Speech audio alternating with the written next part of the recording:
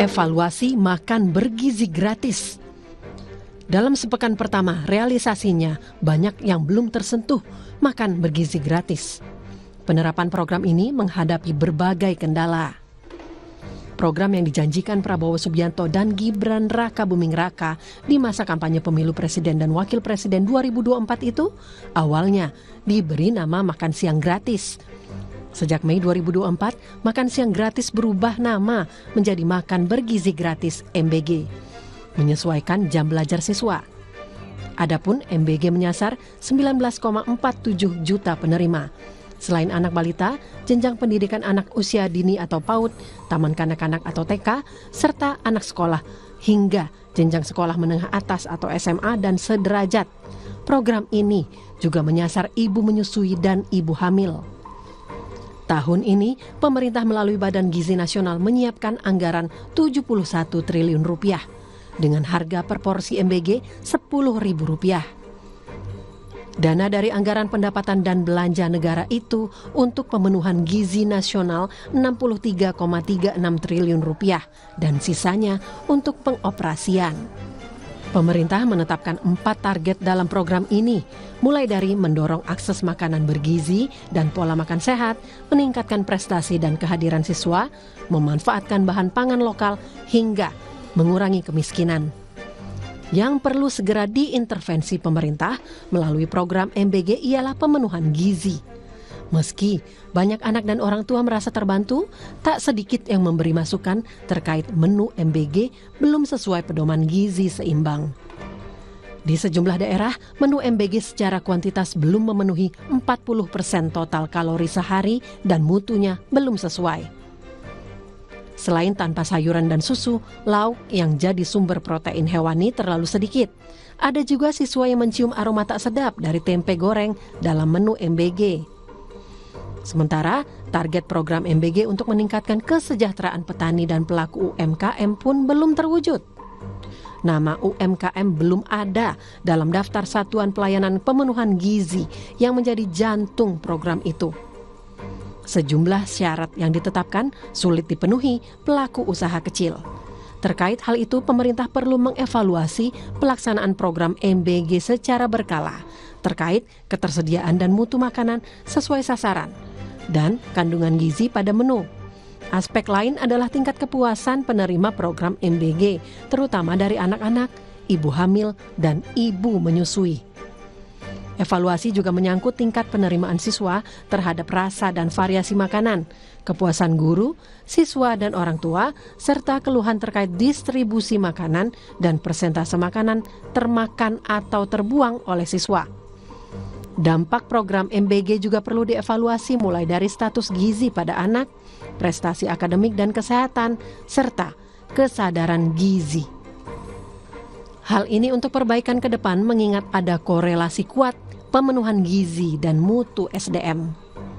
Agar bisa konsisten, pelaksanaan program ini perlu fokus pada anak miskin demi menghasilkan generasi unggul di semua lapisan masyarakat. Pengawasan program ini menjadi titik krusial demi mencegah korupsi dan agar distribusi makanan tepat sasaran.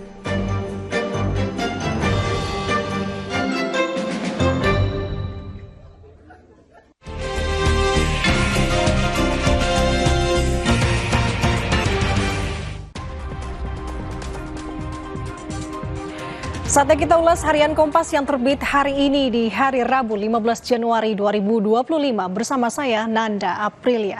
Saya akan ajak Anda untuk melihat halaman muka harian Kompas hari ini saudara. Dengan tujuan pertama adalah menampilkan foto berita. Foto berita yang diambil oleh fotografer harian Kompas Fahri Fadul Rahman ini memperlihatkan yang akhir-akhir ini menjadi sorotan terkait dengan pagar laut. Dan ini pagar laut yang berlokasi di Bekasi, Jawa Barat.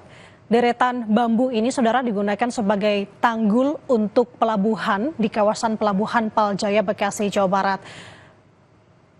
Deretan pagar bambu ini membentang sepanjang 5 km. Tidak sedikit juga saudara nelayan mengaku menjadi terganggu.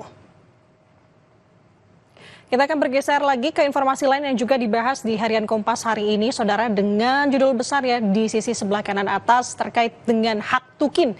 Dosen ASN tetap tuntut keadilan hak tukin. Para dosen ASN Kementerian Pendidikan Tinggi, Sains dan Teknologi menuntut agar segera ada kejelasan soal tunjangan kinerja. Mereka berharap kementerian menyusun aturan baru terkait dengan tunjangan kinerja. Mereka berharap, Saudara, kementerian ini dapat menyusun aturan baru tersebut dengan di mana mereka berharap tunjangan kinerja akan bisa disamakan dengan aparatur sipil negara lainnya yang juga menerima tunjangan kinerja. Dan yang akhir-akhir ini juga menjadi sorotan, ini juga ada foto yang ditampilkan, Saudara, foto berita, di mana dalam foto ini sejumlah anak muda tengah berburu koin jagat di Taman Fathahillah di kawasan Kota Tua. Nah, tren ini, Saudara, dengan judulnya juga dibahas di halaman muka Harian Kompas, tampaknya terjadi perusakan ataupun rusak beberapa fasilitas umum di beberapa wilayah di Indonesia. Dari hal ini, Satpol PP awasi tren berburu koin jagat. Khususnya Pemprov Jakarta, Saudara, mengingatkan masyarakat untuk tidak merusak fasilitas umum hanya untuk berburu koin dari aplikasi jagat.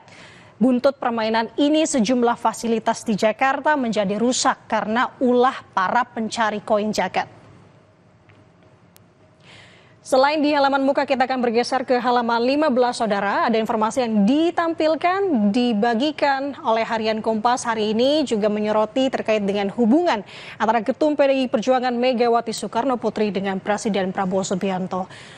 Kemudian ada rencana terkait dengan pertemuan antara keduanya, Saudara. Megawati sambut baik ajakan Prabowo. Pertemuan antara Megawati dan Prabowo akan digelar untuk menambah kepentingan bangsa dan negara, khususnya ke depan, bukan kepentingan politik, apalagi bagi-bagi kekuasaan. Nah, informasinya juga, Saudara, akan ada perwakilan dari masing-masing pihak yang kemudian akan membahas terkait dengan teknis terkait dengan pertemuan ini. Dan ini akan kita nantikan bersama. Saudara, untuk lebih lengkapnya Anda bisa membaca Harian Kompas hari ini atau juga bisa mengaksesnya melalui kompas.id.